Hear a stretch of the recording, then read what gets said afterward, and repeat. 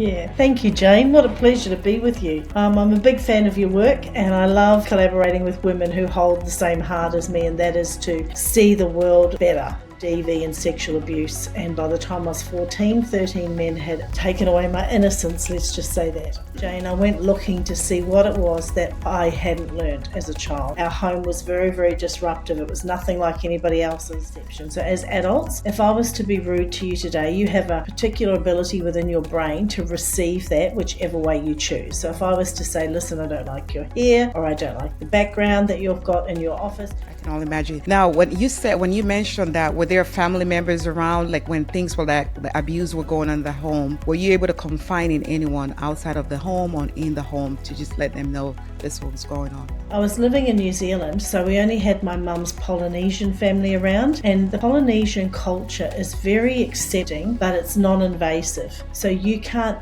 talk about your elders, you can't talk about your parents.